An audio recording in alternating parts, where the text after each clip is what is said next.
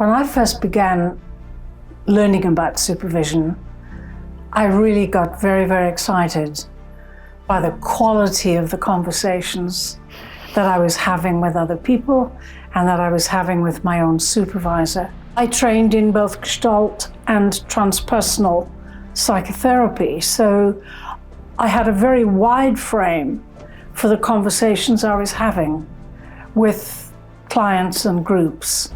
And you and I met in that kind of territory as well, didn't we?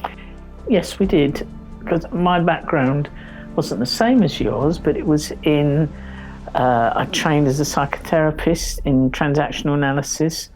I continued to work in social services and climbed up the greasy pole to being a senior manager in charge of a department where supervision was an important part of my remit. Part of what I had to do was write supervision policies.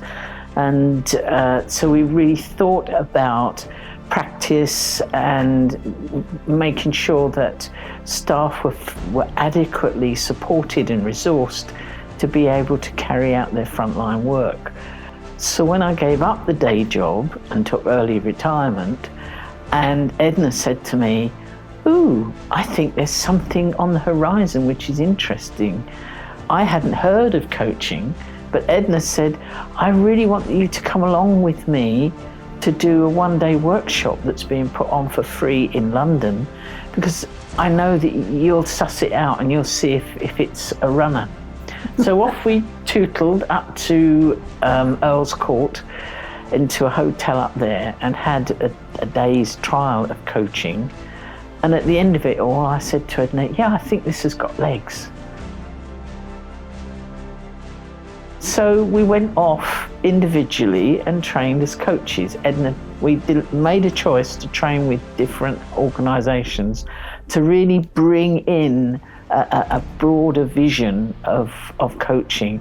And we decided that, or Edna decided, that she was going to do supervision on call, and we incorporated that in the company we were then running.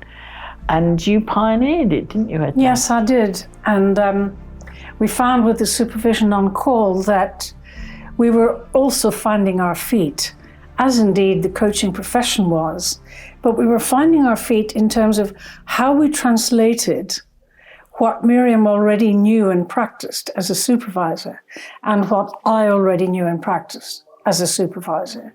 Finding our feet in making sure that that fitted the coaching profession. And of course, that inquiry still goes on. How do we know this is fit for purpose?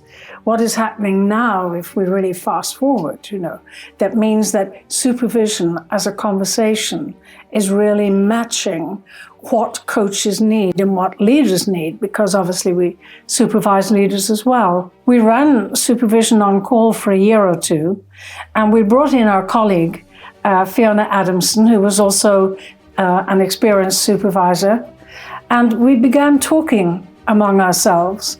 Fiona also had a transpersonal background and a Gestalt background, and Miriam had trained in progressive counseling and also in healing work, a 4-year program in that. So between us, the three of us, we really had a much broader perspective on what it means to be in conversation with another professional and the range of conversations that we might have.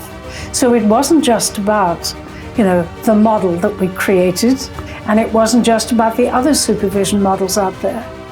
It was about who we are as human beings, speaking with other human beings in a dialogue which is there to promote learning and understanding and finding out the truth about situations, and doing that all in a context of love, not fear.